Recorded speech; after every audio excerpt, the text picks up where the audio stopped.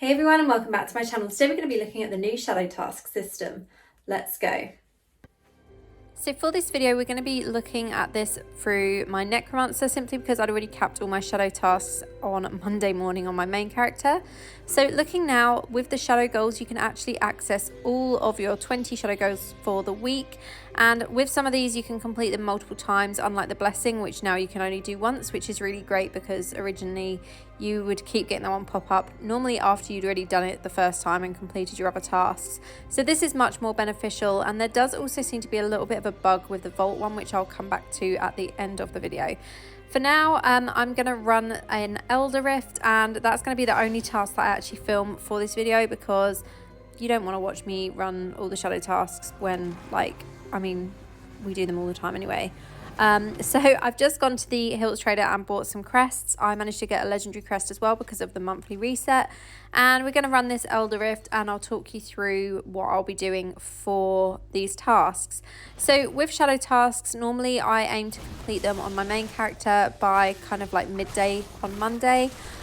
Most of the time you can complete this by midday quite easily, especially with the new system in place, because where you can access all your tasks at once and you can complete multiple tasks, it just makes it so much easier to run it smoothly, because you're not having to change from one task to another. And also you can avoid battleground completely if you want to as well, which makes it so much better for people that just don't want to play PvP. Obviously a lot of characters like this one are free to play, and you don't necessarily have the strength or resonance to be in PvP all the time. The balances are okay in some of the PvP matches. I find that they are quite balanced when I play on my Necromancer, but obviously I understand not everyone wants to play PvP, so we're going to basically avoid that with these tasks today and focus on the ones that don't require me to fight other people, basically.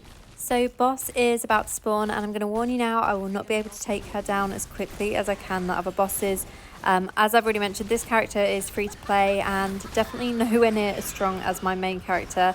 I have 2 5-star gems, but they are both 2 out of 5, so not even that great. So that task is now completed on my shadow goals, as you can see here. We're not going to claim it yet. I'm going to collect all my remaining tasks and or let all my remaining tasks build up and then collect all at once. So now we're going to go ahead and do a shadow contract. In total I had 5 of these to complete, and you can see we have the missing persons one here that we're completing. So this is probably one of the best shadow tasks you can get, simply because it's super fast to do, and yeah, it's no messing around. It's not like the list in Chasse RC where you have to go around looking for the list and sometimes don't find it until you go to the last safe house, or whatever you want to call it. So yeah, we're going to go ahead and complete this one. I haven't actually ever made a video for shadow tasks, so if that's something you'd like me to do, let me know. There's a couple of things that I do with them to kind of speed them along a little bit. But yeah, if you want me to make a video for all the different shadow tasks, let me know in the comments, and that's something I can definitely do. But for now, we're going to just finish this one. It shouldn't take us too long to do. And yeah, let's tie up Jenin.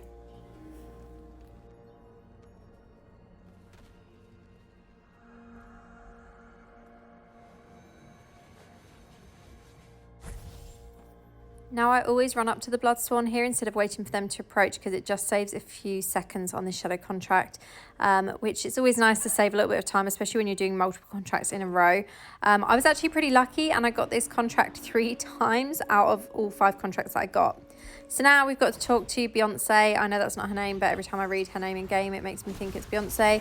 And we've got to kill these Bloodsworn as well. So my little skelly guys are doing a good job of that. I'm not really having to do much at all. And now we're going to have to kill Beyonce as well, because she is ready here. So yeah, this is like literally the most basic shadow contract and so easy to do.